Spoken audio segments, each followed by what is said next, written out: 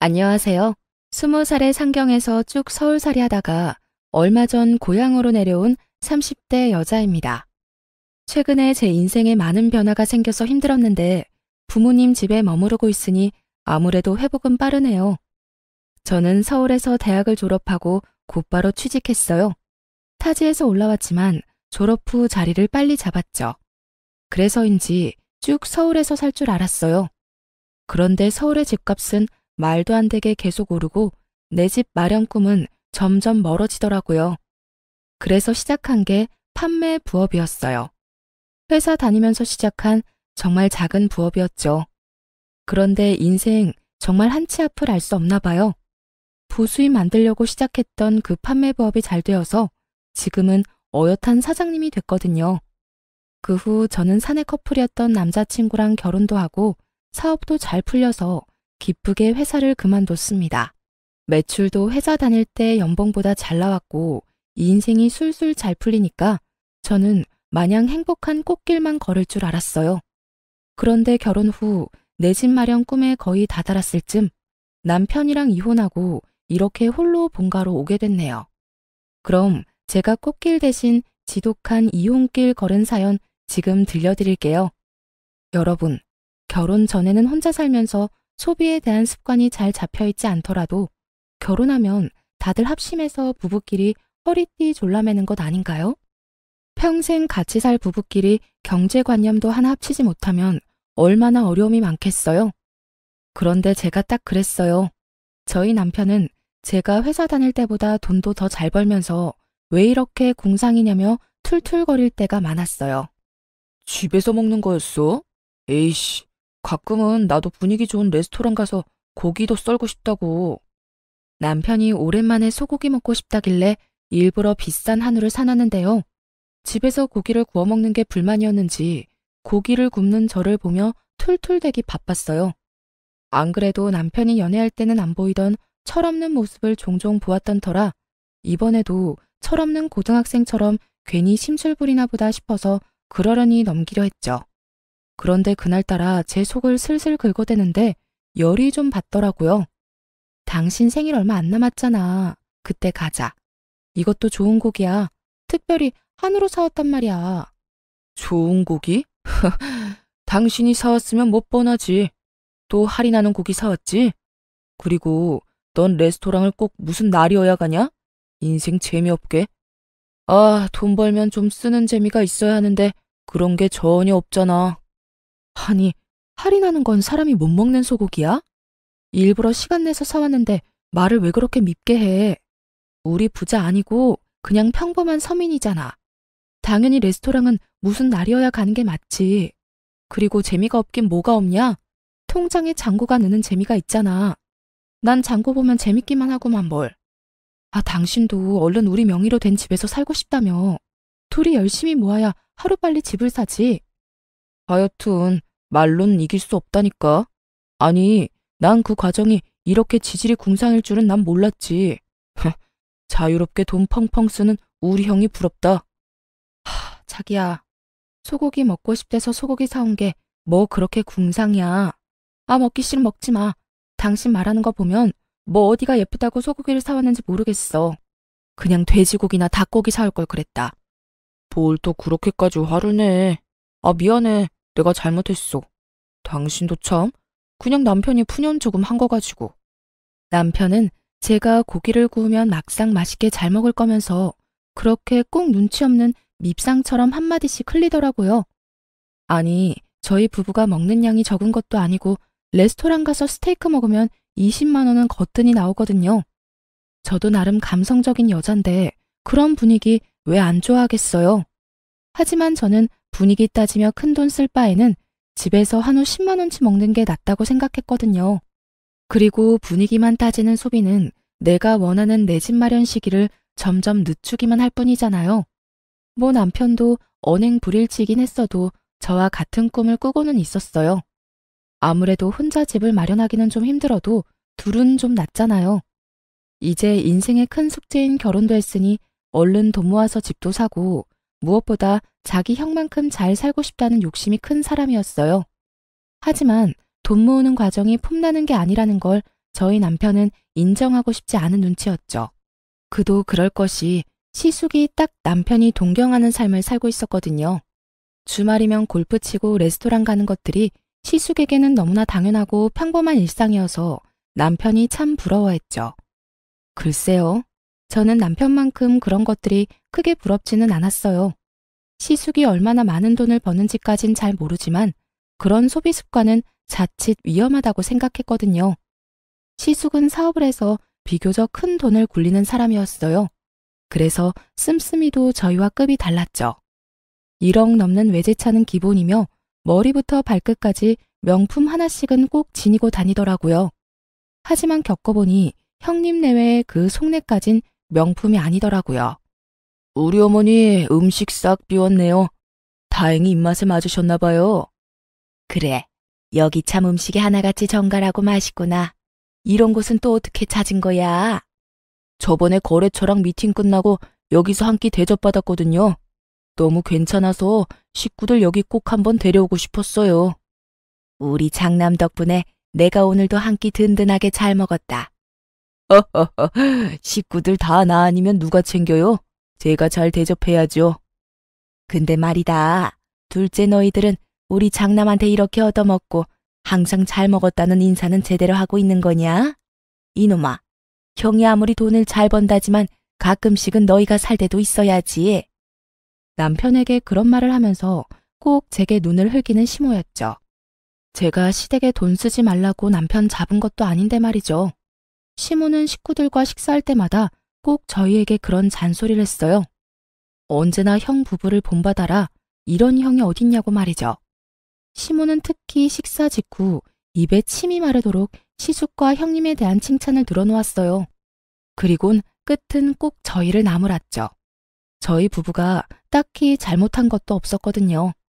처음에는 그냥 시모가 밥을 먹으면 입으로 소화시키는 스타일이구나 하며 참았어요. 그런데 참는 것도 한두 번이지. 저도 여러 번 듣다 보니 너무 거북해서 어느 날은 가만히 있지 못하겠더라고요. 무엇보다 제겐 당당히 나설 수 있는 이유가 충분히 있었어요. 시숙은 다 같이 외식할 때면 꼭 나서서 이렇게 큰 소리치곤 했어요. 오늘 식사는 이 장남이 계산할게요. 난 정말 우리 가족들 입에 들어가는 건 하나도 아깝지 않아. 처음에는 저도 감사했는데 나중에는 그냥 엄청 웃겼어요. 자기가 식사 계산한다고 온갖 생색내며 계산하더니 막상 집 가면 남편한테 식사값의 반을 입금하라고 연락이 왔거든요. 저도 이 사실을 나중에서야 알았어요. 남편은 평소에 눈치 없이 제 속을 잘만 긁으면서 어쩜 자기 식구들 앞에서는 한마디도 못하는 거예요. 참 못났죠? 아니, 이번 식사는 진짜 아주버님이 사는 거 아니었어? 매번 왜 어머님 앞에서는 본인이 결제한다면서 큰소리치고 뒤에서 얌체같이 당신 보고 돈을 보내래? 그거야 그냥 형도 엄마 기분 좋으라고 그러는 거지 뭐. 그러니까 그게 뭐야. 사람 바보 만드는 것도 아니고. 난 더 이상 형님이랑 아주버님 장단에 맞춰주기 싫어. 게다가 어머님은 항상 우리 계산 안 한다고 눈치 주잖아. 잘못한 것도 없는데 왜 우리가 눈칫밥을 먹어야 해? 저는 아무리 생각해도 이해가 안 되는 행동을 남편은 그래도 엄마 앞에서 장남인 형의 길을 세워주는 게 동생으로서 도리라며 당연하게 생각하더라고요.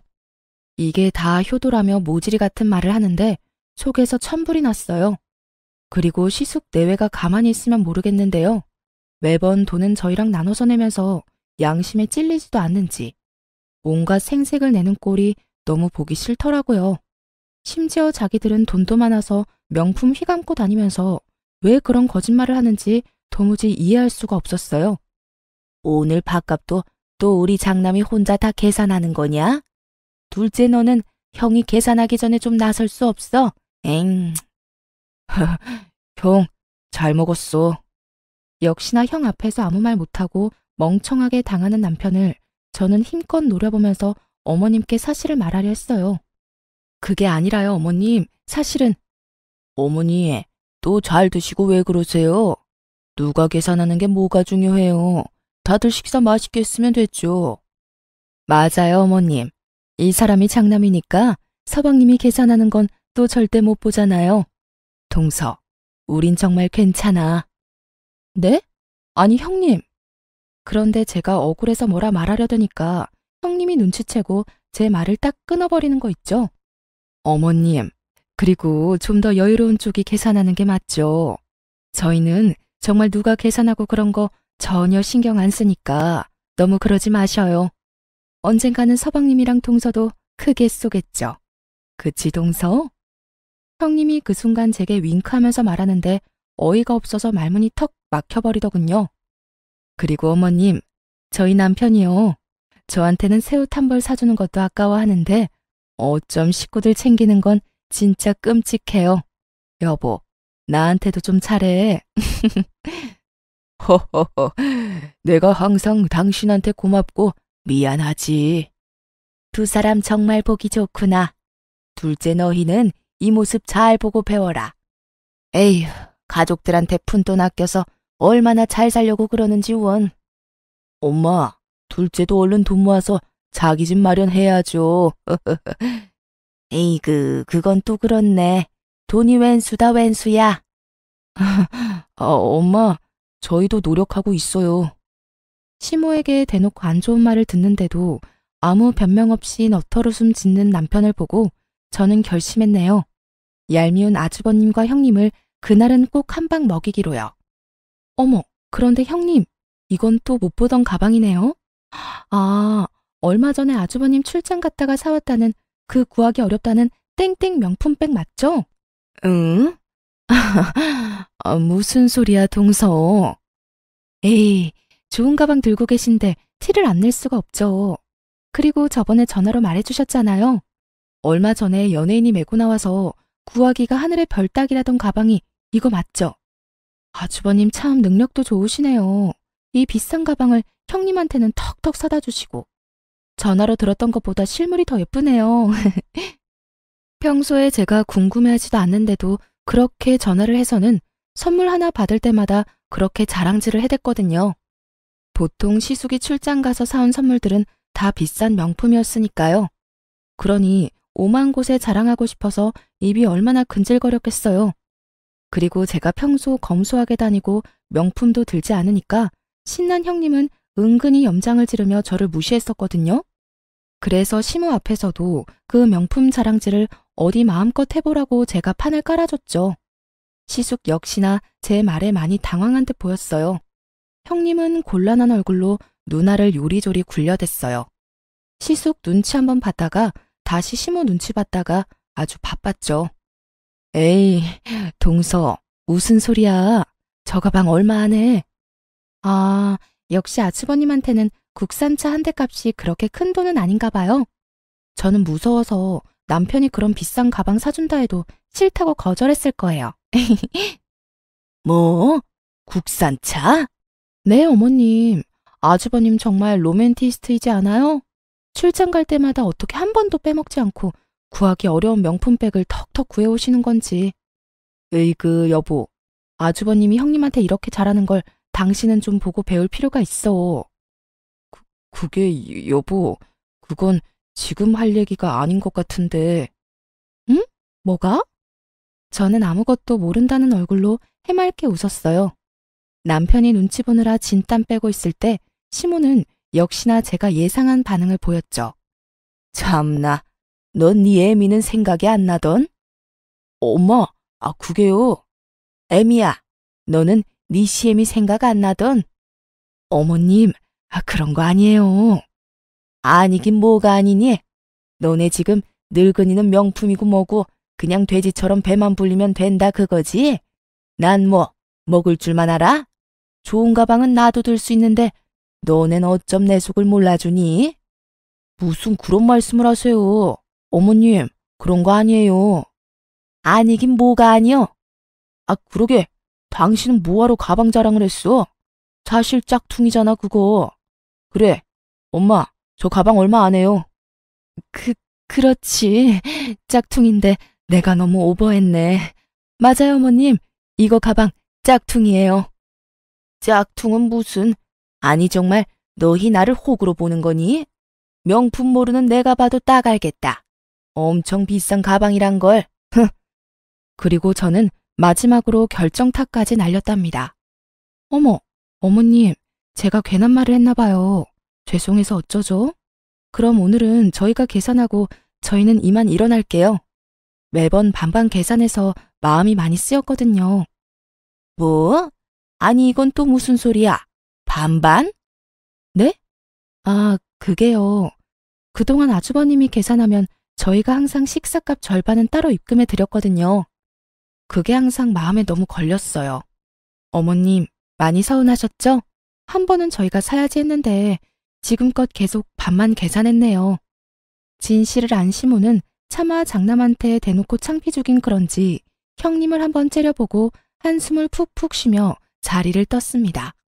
장남이랑 큰며느리가 자기들 명품 살 돈은 있으면서 식구들 밥 한 끼 살 돈은 없나 보구나. 에휴, 아이고 내 팔자야. 어디 서러워 살겠냐? 형님은 시모가 무서운지 쥐 죽은 듯 잠자코 있었어요. 그런데 시모가 사라지자마자 제게 기다렸다는 듯 목에 핏대까지 세우며 따지더군요. 동서, 아니, 동서 정말 웃긴다. 여태 가만히 있다가 오늘은 갑자기 왜 나서서 집안 분위기를 이렇게 망쳐? 제가 뭘요? 저는 그냥 형님 가방이 정말 예뻐서 칭찬한 것뿐인데요. 참나, 지금 명품 가방 없다고 질투하는 거야 뭐야? 잔뜩 화난 시숙 역시 저와 남편에게 눈을 부라리며 말했어요. 가방도 가방이지만 내가 진짜 엄마 앞에서 쪽팔려서. 아니 재수씨, 이게 도대체 무슨 상황입니까? 아, 아주버님, 혹시 밥값 이야기 때문에 그러세요? 그런데 아주버님, 어머님 앞에서는 쪽팔리고 동생이랑 제 앞에서는 괜찮으세요? 저라면 동생 앞에서 더 쪽팔릴 것 같은데. 아니, 뭐요? 그렇잖아요. 매번 가족 식사할 때 계산은 같이 하면서 혼자 다 계산하는 척 하셨잖아요. 어머님한테 칭찬도 혼자 들으시고. 동서, 지금 사람 좋아 보이니까 우리가 호구로 보여? 어디 감히 윗사람한테 그런 식으로 나와? 네, 그러니까요. 저도 가만히 있으면 계속 호구될 것 같아서 그랬어요. 어머님이랑 식사할 때 매번 저희도 같이 돈 내는데 왜 어머님한테 안 좋은 소리만 들어야 하는지 이해가 안 갔거든요. 어머님이 저희 부부 나무라실 때 한 번이라도 그런 거 아니라고 아주버님이나 형님이 나서서 말해준 적 있나요? 아무튼 오늘이라도 오해를 풀어서 너무 다행이네요. 흥분해서 발음이 닿고 있는 시숙과 형님과 달리 저는 똑부러지게 흥분하지 않고 조용히 사실만 전달했어요. 그러자 시숙과 형님은 아무런 말을 잊지 못하고 붉어진 얼굴로 부들부들 대더라고요. 아무리 생각해봐도 없죠? 어머님 옆에서 저희 나무라는 거 더 거두시느라 바빴으니까요. 그렇게 둘은 바삐 자리를 떴어요. 오늘따라 왜 이렇게 요란 법석이냐며 헛기침을 하면서 사라지더군요. 그때까지 바보 같은 남편은 제 눈치만 봤어요. 괜찮아? 자기 진짜 멋지다. 우리 형한테 한마디도 안 치고 할 말 다 하는 모습 대단해. 으유, 그게 남편이 할 말이야? 너만 믿고 결혼한 내가 바보 천치다. 아무리 가족 사이라도 분명히 할 건 해야지. 앞으로 말이야, 이런 일 또 생겼는데 가만히 호구처럼 앉아있기만 해봐. 아주 그땐 그냥은 안 넘어가. 알았지? 뭐 가만히 있으면 이혼이라도 하게? 장난 아니야. 진짜 내 말 새겨들어. 당신이 중심을 잘 잡아야지. 알겠습니다. 앞으로는 잘하겠습니다. 아내 말을 새겨 듣겠습니다. 충성! 저는 그 이후로 시숙이 생색내는 꼴 안 봐서 속이 엄청 시원했어요. 시모도 더 이상 저희에게 시숙 본받으라는 잔소리를 하지 않았죠. 무엇보다 형님의 명품 자랑하는 전화가 뚝 끊겨서 너무 좋았고요. 그런데 그 사건 이후 가끔씩 보이는 남편 반응이 너무 웃기더라고요.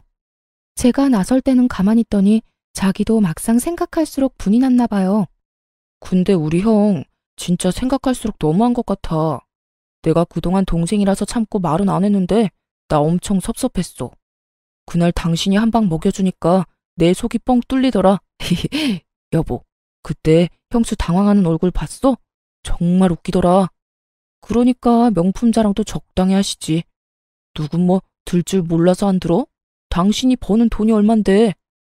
그래도 그동안 형이라고 형 대접하겠다고 자존심 부리지 않은 남편을 착하다고 해야 할까요? 아님 멍청하다고 해야 할까요? 저는 그냥 그때까지는 남편이 그저 짠하다고 생각했어요. 하지만 남편 놈은 아직도 정신을 못 차리고 호구짓을 자처하더라고요. 결국 저와의 약속을 지키지 못하고 저한테 실망감만 안겨주더군요. 제가 너무 큰 욕심을 부려 그에게 많은 걸 바랬던 걸까요? 저희 부부는 결혼식을 올리고 전셋집에서 첫 살림을 꾸렸어요. 처음엔 그것도 얼마나 신이 났던지요. 하지만 저는 그럴수록 지출을 아껴야 된다고 생각했어요. 지금처럼 전세가 아닌 저희 소유의 자가를 가지기 위해서 말이에요. 나름 먹을 거 안 먹고 입을 거 최대한 아껴서 지출을 줄여나갔죠. 정확히 말씀드리자면 남편보다 제가 더 살뜰히 아끼긴 했어요. 남편에게는 먹고 싶은 거, 할인하는 거 찾아서라도 해줘도 저는 먹고 싶은 거 한 번 더 꾹 참았죠. 그리고 요즘 중고거래 시스템이 워낙 잘 되어 있잖아요. 저희 부부는 각자 수입에서 개인 용돈 빼고 모조리 저금했는데 저는 개인 용돈이 있다 할지라도 새 옷도 안 사 입고 중고거래로 새 옷 같은 헌옷만 사 입었어요.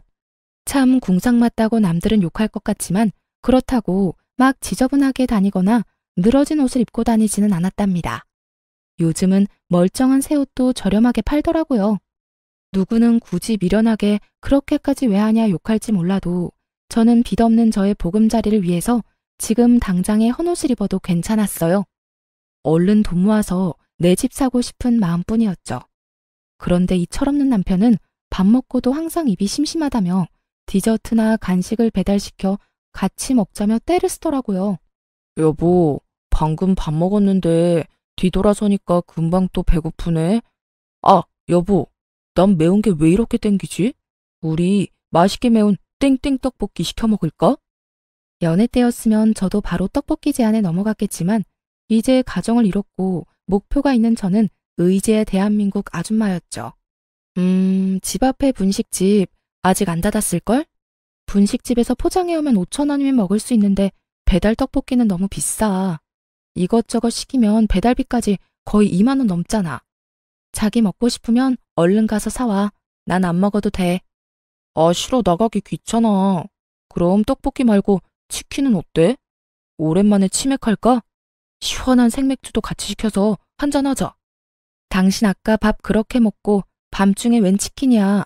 그렇게 출출하면 내가 치킨 너겟이라도 구워줄까? 냉장고 안에 캔맥주도 있어.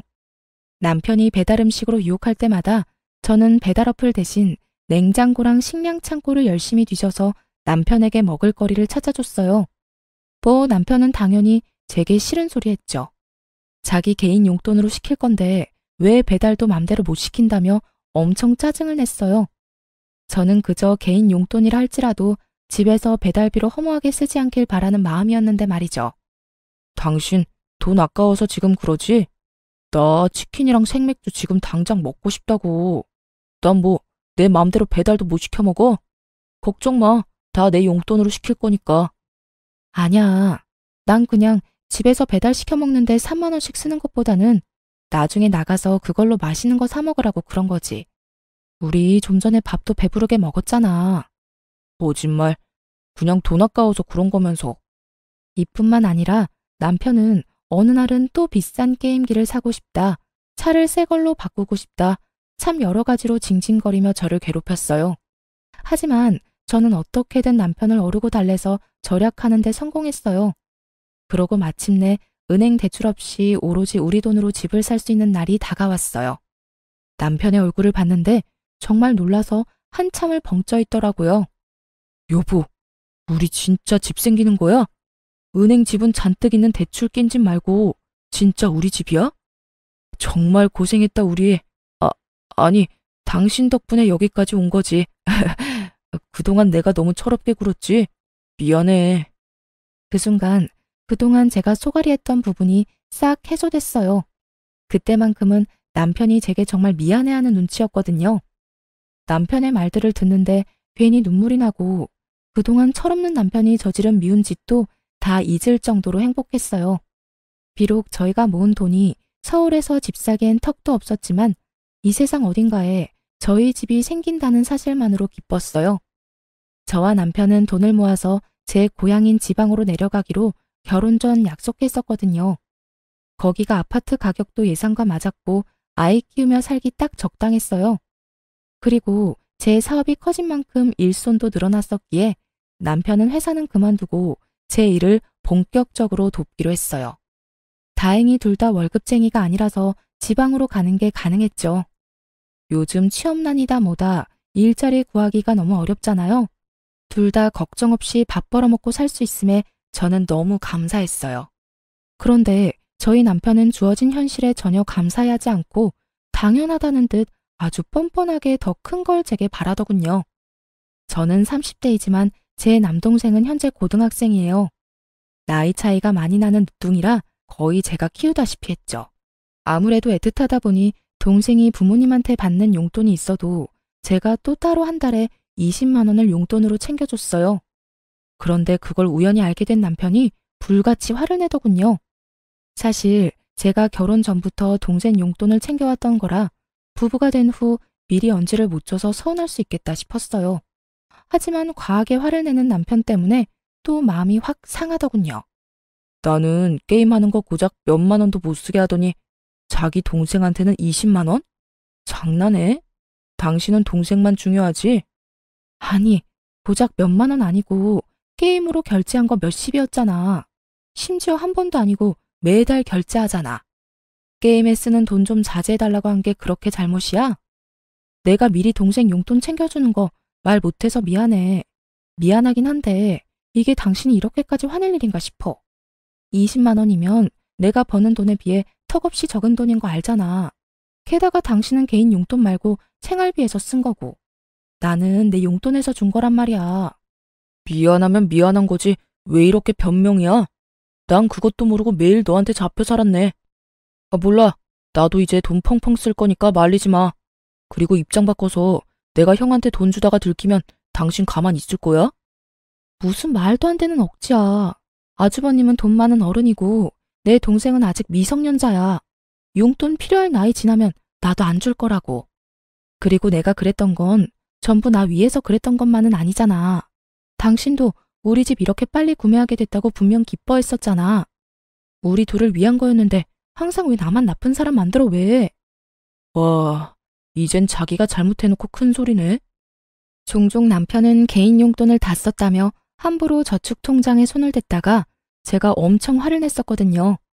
함께 모으는 통장이고 둘이 살 집을 사기 위해 모으는 돈인데 저 몰래 게임 아이템 결제하고 배달 음식 먹다가 여러 번 들켰어요. 저는 그거 못하게 한 것뿐이었는데 남편은 제 동생 용돈을 빌미로 잡아서 아주 큰 소리 뻥뻥 치더라고요. 속으로 참 막막했어요. 아직 자식을 기른 적은 없다만 못난 아들 하나 데리고 있는 심정이랄까요? 한참 어린 제 동생보다 더 철없어 보였으니 이런 남자인 줄 알았다면 결혼까진 안 했을 텐데 속으로 이런 생각을 수십 번도 넘게 했네요. 하지만 이미 결혼식도 치렀고 이런 게 이혼 사유가 된다고 생각하진 않았어요. 철없는 남편일지라도 사랑해서 결혼한 건 사실이잖아요. 애써 남편의 좋은 점을 떠올리며 긍정적으로 생각하고 넘겼어요. 그런데 이런 제 노력에도 불구하고 넘길 수 없는 큰 고비가 찾아오더군요. 남편과 말다툼하고 며칠 뒤였어요. 서로의 답답함에 대화도 제대로 안 했었거든요. 그래서 서로 서먹한 상태 그대로 시모 생일을 맞이했어요. 어쨌거나 남편은 제가 동생한테 용돈 20만 원 주는 게 서운하다 했으니 이번엔 제가 먼저 시모 생일을 제대로 챙겨주면 남편도 화가 풀릴 거라 생각했어요. 어머님, 생신 정말 축하드려요. 고맙다. 제가 아직까지는 어머님 취향을 잘 몰라서 용돈 준비했어요.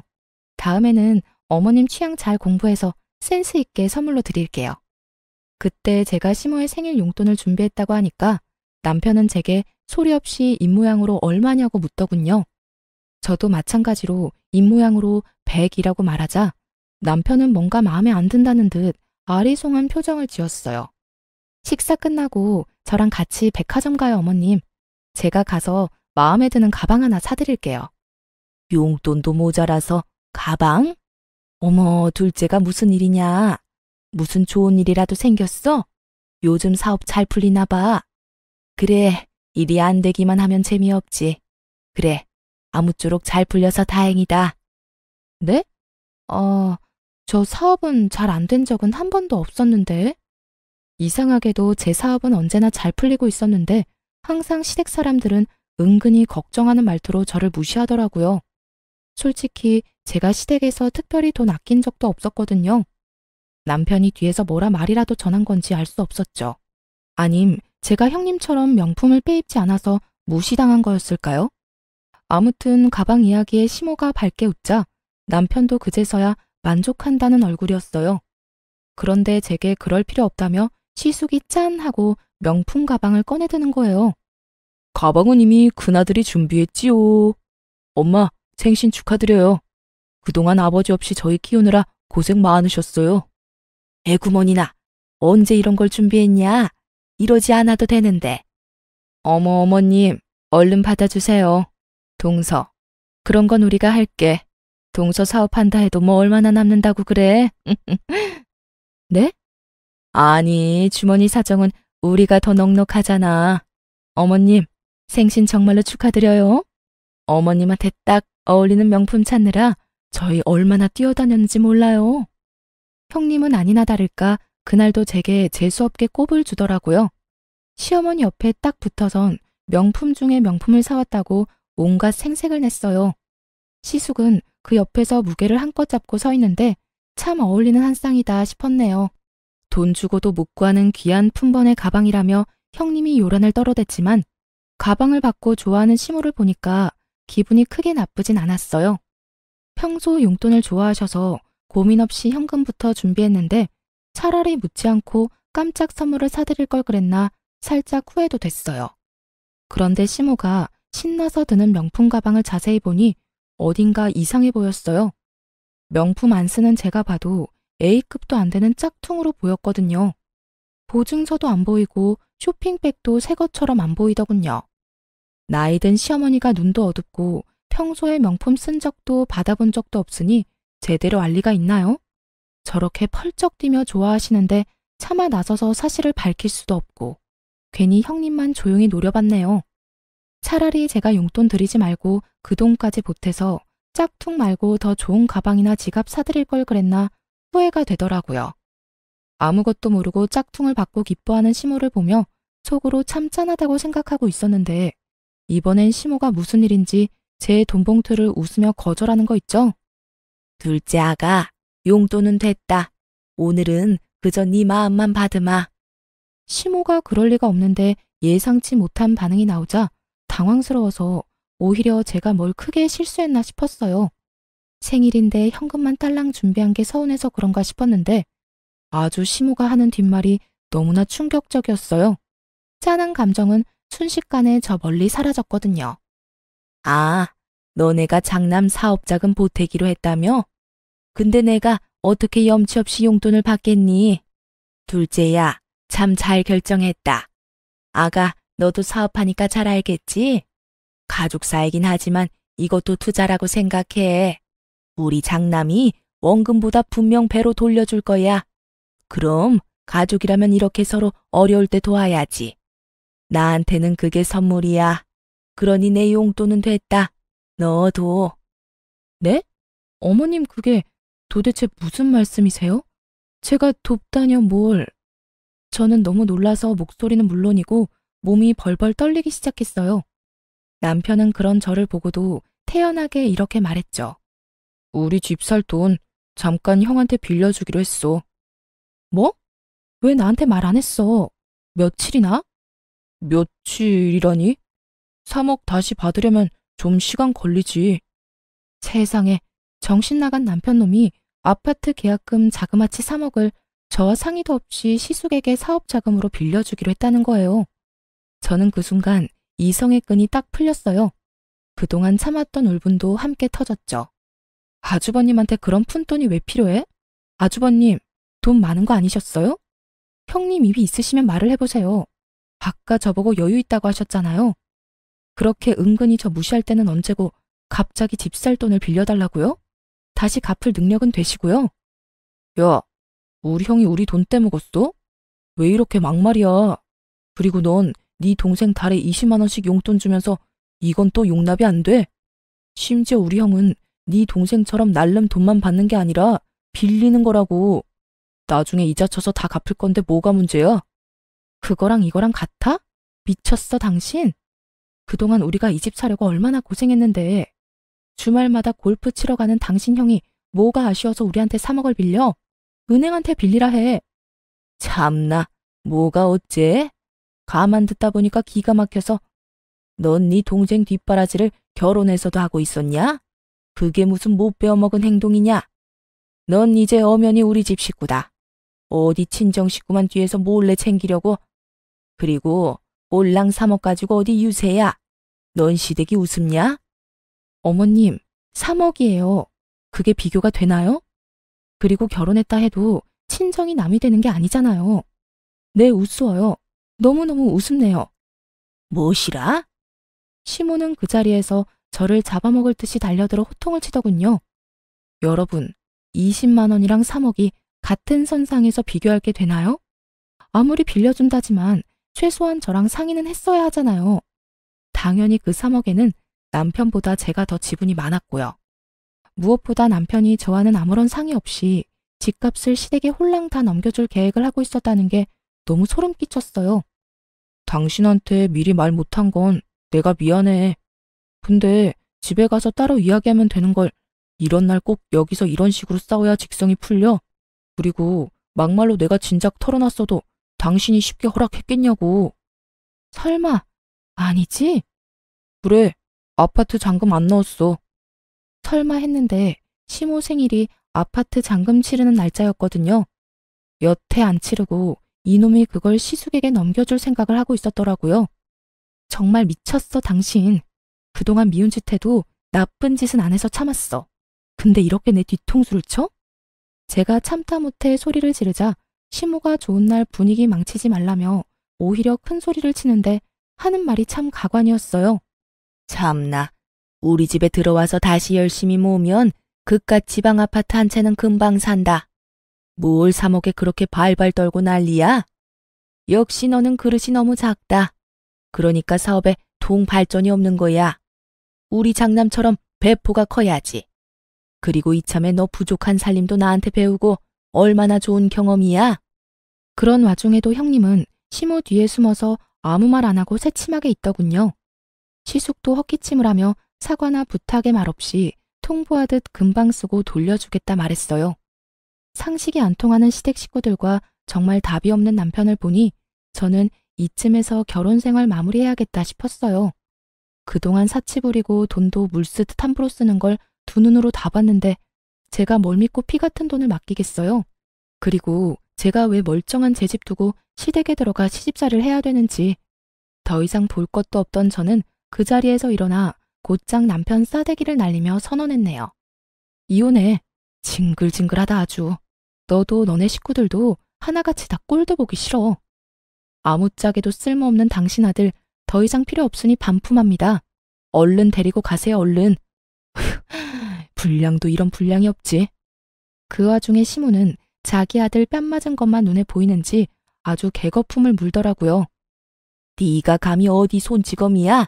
그리고 뭐 불량? 너 말 다 했냐? 네, 불량은 물론이고 절대 못 고쳤어요. 저 그동안 이 철없는 자식 데리고 사느라 너무 힘들었거든요. 뺨 한 대 정도는 양반 아닌가요? 더 날리고 싶은 거 겨우 참은 거예요. 그러니까 이제 어머님이 이놈 다시 데려가서 마저 키우세요. 툭하면 애처럼 구는데 아직 덜 자란 것 같거든요. 아님 원래 저런 정신 수준일지도 모르겠네요. 그리고 꼴랑 3억, 그깟 3억 정 보태고 싶으면 어머님 집 팔아서 보태주시면 되겠네요. 저는 여기 그 누구한테도 제 돈 한 푼 줄 생각 없어요. 여보, 너 진짜 왜 그래? 정신 차려. 너무 흥분했어. 그만해. 진정하고 집 가서 이야기해. 너야말로 정신 못 차렸니? 아직도 상황 파악이 안 돼? 네 형한테 투자하고 싶으면 이혼하고 네 돈으로 해, 이 자식아. 남편은 지금껏 뭘 믿고 그렇게 나댔던 건지 저의 단호한 이혼 선언에 동공이 마구 흔들리며 깨갱하더군요. 내가 잘못했어. 우리 일단 집 가서 둘이 이야기해, 응? 남편은 이런 반응은 예상을 못했던 건지 갑자기 잘못했다고 싹싹 빌기까지 하더라고요. 그런데 더 어이가 없는 건 남편 옆에 서 있던 시숙 부부가 하나도 잘못한 거 없다며 얼른 일어나라며 호통치는 모습이었죠. 자기들이 꼭 피해자인 것처럼 행동하는 꼬라지를 보고 있자니 너무너무 약이 올랐거든요. 그래서 혼자 삼키려던 말도 참지 않고 시원하게 내뱉어줬어요. 내가 진짜 이 말까지 안 하려고 그랬는데 어머님 잘 들으세요. 사실 아주버님이 준 저 가방 짝퉁이에요. 그것도 동네 어디 시장에서 10,000원 주고 산 것 같은데 어머님 수준에 딱 맞는 가방 사왔다고 떠들어대더니 백화점도 아닌 시장 바닥이라고요. 이래도 어머니 생각만 하는 아주 끔찍한 장남 같아요? 어디 모임 같은 데 들고 나갔다가 쪽팔림 제대로 당하실 텐데. 그때 흥분한 형님이 저를 냅다 밀치려고 해서 빠르게 피했어요. 그랬더니 보기 좋게 혼자 바닥에 고꾸라지더라고요. 아, 이게 무슨 짓이야? 난 아무 짓도 안 했는데. 지금 어디서 이간질이야? 어머님, 그런 거 아니에요. 진짜 짝퉁이냐? 시모가 믿을 수 없다는 듯 가방을 여기저기 살피기 시작했어요. 네, 그 가방 들고 매장에 가보세요. 진품인지 아닌지 알 수 있겠네요. 덤으로 쪽팔림도 없고요. 아니 보증서 같은 것도 없고 허접한 봉투에 담아주는 게 무슨 명품이래? 아주버님도 참 형님한테는 구하기 어려운 명품도 잘만 턱턱 구해주더니 평생 키워준 엄마한테는 A급도 아닌 하급 짝퉁을? 아유, 어머님은 찬밥 안 먹어도 배부르시겠어요. 못난 아들이 하나도 아니고 둘이나 있잖아요. 시모는 어쩐지 이상하더라는 말을 하며 냉큼 형님 머리채를 낚아채더군요.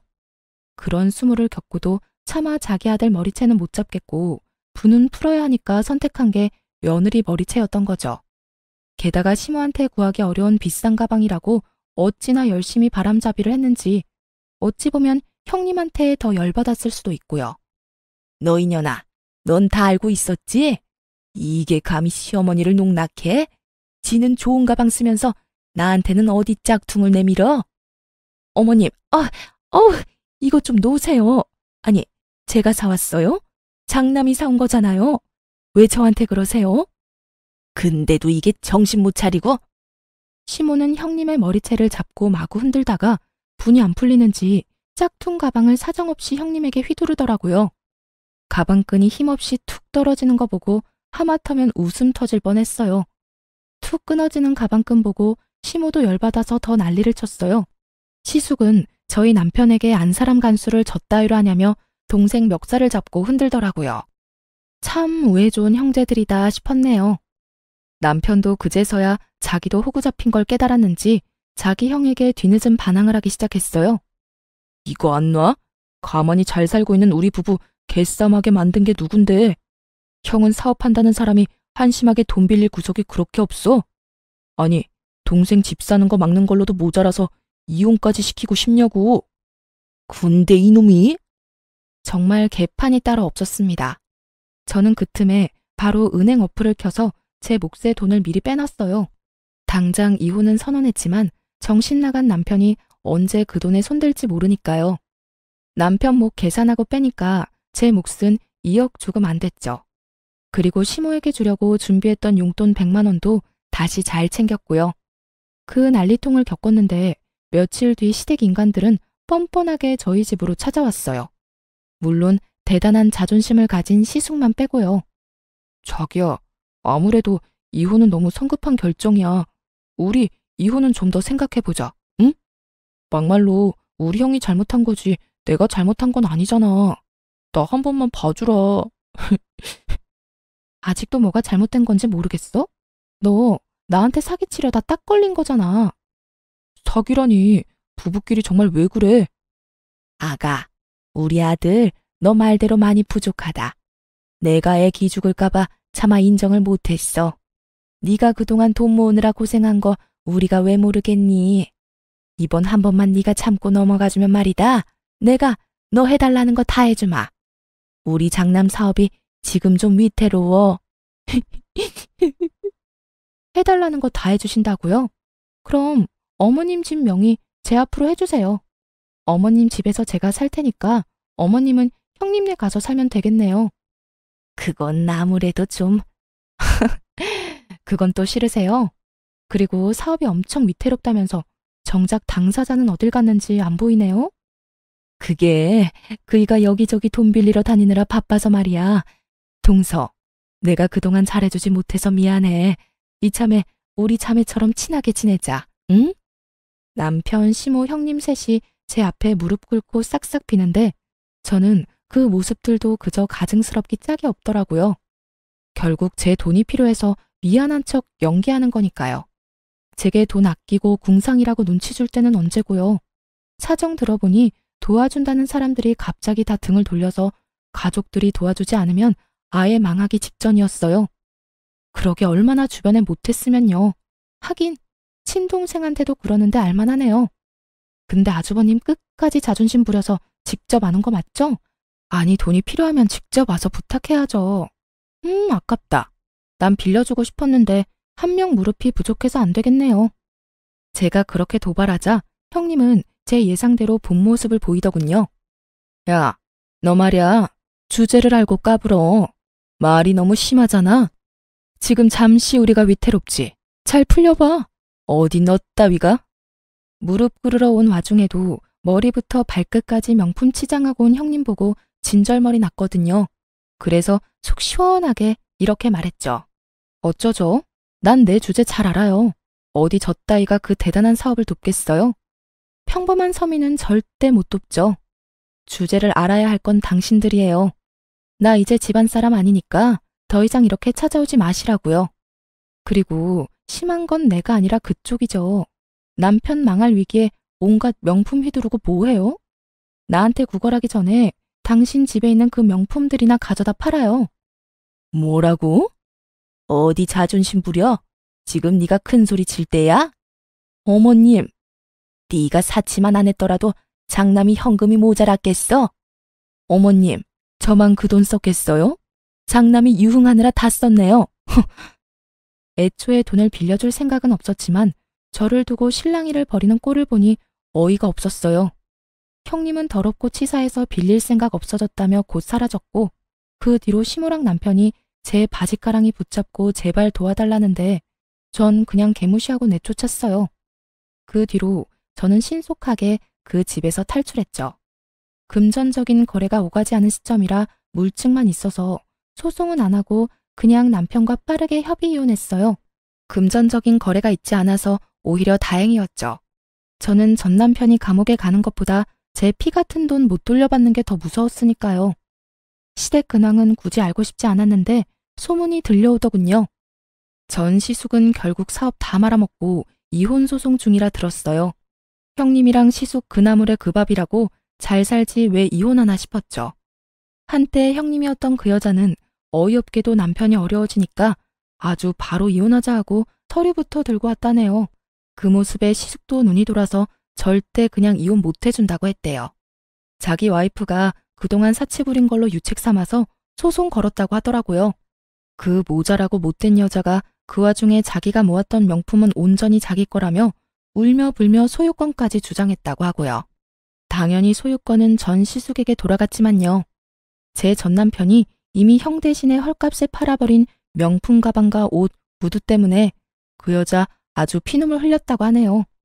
명품 그게 뭐라고 그 난리인지 저는 지금도 이해가 안 가요. 시모랑 전 남편은 뭐 자기 가족 말만 믿고 전 재산을 그 사업에 다 털어넣었다네요. 망할 사업에 왜 자기 가족들까지 다 끌어들인지는 모르겠지만 결국 쫄딱 망해서 그 셋은 방 한 칸짜리 집에서 같이 살고 있다 합니다. 형 취급, 장남 취급은 물론이고 인간 취급까지 못 받으며 돌려막지 못한 투자금 갚기가 힘들어 일용직을 전전하고 있는 것 같더라고요. 저번엔 전 시숙이 술을 진탕 마셨는지 어이없는 문자를 보내놨더라고요. 읽어보니 저 때문에 망했다며 제 탓을 아주 장문으로 보내놓은 거 있죠? 제가 동업을 한 것도 아니고 돈 안 빌려줬다고 탓하는 건 무슨 심보인지 모르겠어요. 그냥 스스로가 무능한 걸 숨길 핑계가 필요했던 거겠죠? 전 시모는 말년에 무슨 꼴이냐며 밤마다 통곡을 한다는데 참 자업자득 같아요. 전 남편은 그렇게 이혼했는데 종종 제게 잘 지내냐고 연락이 오더군요. 지능이 낮은 건지 뻔뻔하게 잘 지내냐고 문자 와서 차단했어요. 저는 원래 계획대로 고향에 내려와서 잘 살고 있어요. 물론 이제 함께할 남편도 없고 집은 못 샀지만 부모님 집에서 가족들과 다 같이 살고 있어요. 부모님한테 적은 돈이지만 용돈 드리면서 계속 집을 사기 위해 저축 중이에요. 솔직히 저도 사람인지라 가끔은 돈 아낀다고 허덕이는 제가 싫을 때도 당연히 있었어요. 하지만 결국 제 곁에 남는 건 돈이었네요. 혼자지만 언젠간 저도 제 예산에 맞는 좋은 집 찾겠죠? 뒤통수 맞고 나니 사람은 더 이상 못 믿겠네요. 사치 부리고 허영 가득한 그들의 최후를 보니 제가 틀리지 않았고 올바르게 살았다는 걸 실감하는 요즘이에요. 가끔 앞뒤 사정 모르고 남편 배신하고 이혼했다며 저에게 안 좋은 말들을 하는 사람들도 있는 걸로 알아요. 그들에게 이 모든 사정을 하나씩 밝힐 수도 없고 답답했는데 앞으로 제 이야기 뒤에서 하는 사람들에게 이 사연을 대신 보내주려고요. 여러분, 혹시 제가 그런 시댁에 호구 잡혀서 돈 빌려주는 게 맞았다고 생각하세요? 부디 저의 탈출을 함께 축하해 주시리라 믿어요. 그럼 지금까지 제 긴 사연을 함께 들어주셔서 감사합니다.